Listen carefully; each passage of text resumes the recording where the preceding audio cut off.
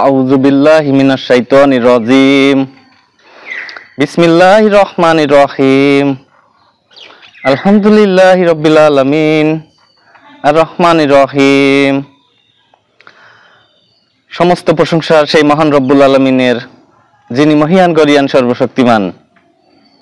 তার সাথে তার পিয়ারা হাবিব আহমদ মুস্তফা মোহাম্মদ মুস্তফা সাল্লাল্লাহু আলাইহি সাল্লামের উপর অসংখ্য দরুদ ও সালাম। পাক পাঞ্জাতন তথা আহলে বায়াতের উপর অসংখ্য দরুদ ও সালাম। আজকের আলোচনার বিষয় হচ্ছে আব্দুহু। সূরা কাহাফে এই শব্দটা রয়েছে আব্দুহু। তো এই আব্দু সম্পর্কে আজকে আলোচনা করব ইনশাআল্লাহ। কোরআন ভিত্তিক আলোচনা হবে। এর আগে আলোচনা করার বিষয় হচ্ছে সমস্ত গুরুর গুরুকে আমার দয়াল রাসূল পাক সাল্লাল্লাহু আলাইহি সাল্লাম, সমস্ত গুরুর গুরু, সমস্ত নবীর নবী, সমস্ত আউলিয়ার আউলিয়া, বিশ্ব নবী সর্দারে দো আলম খাতামান নবীন সাল্লাল্লাহু আলাইহি সাল্লাম, তিনি হচ্ছে সমস্ত মাখলুকাতেরই নবী।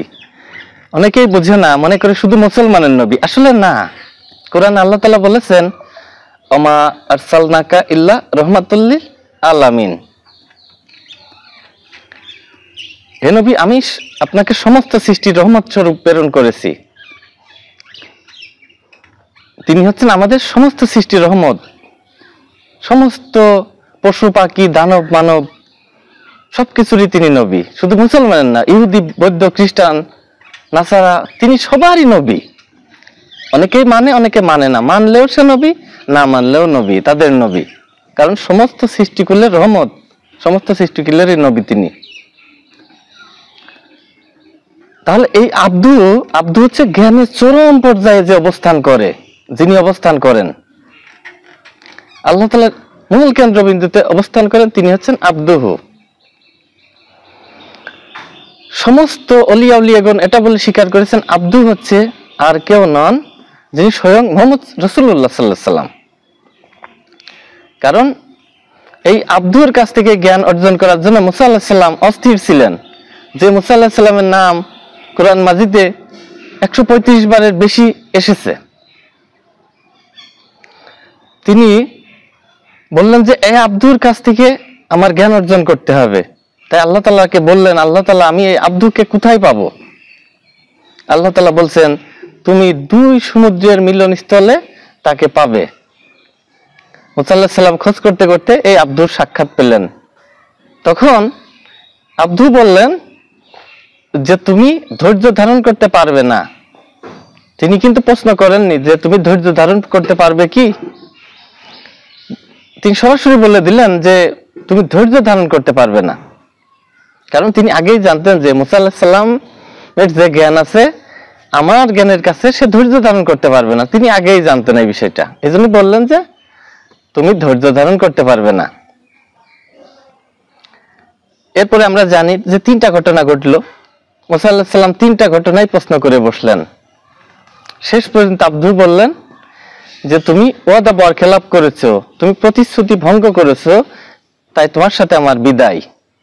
কারণ তোমাকে বলেছিলাম যে 3 বার প্রশ্ন করলে, 3 বার ধৈর্য হারা হলে তুমি আমার সঙ্গে থাকতে পারবে না।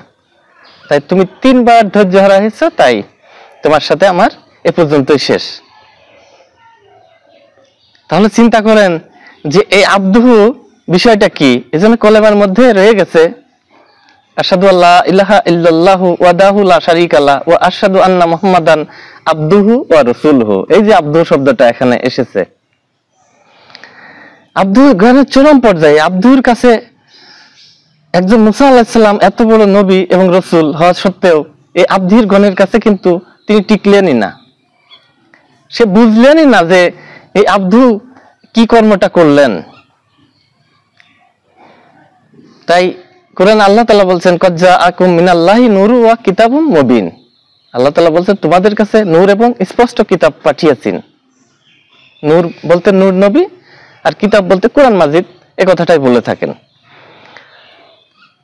তাহলে আজকের বিষয়টা আপনারা বুঝলেন যে আব্দু যে কোরআনে আমরা বলে থাকি, এই আব্দু হচ্ছে জ্ঞানের চরম পর্যায়ে। যে রসুল অবস্থান করেন তিনি হচ্ছেন আব্দুহু। এই আব্দু কাছ থেকে নবীগণ জ্ঞান অর্জন করেন, রসুলগণ জ্ঞান অর্জন করেন।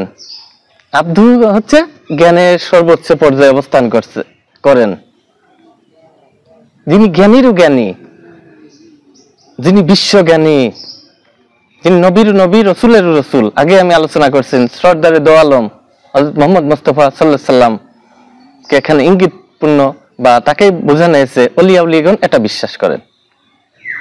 তাই আমার বিষয় ছিল এরকম আব্দুর পরিচয়।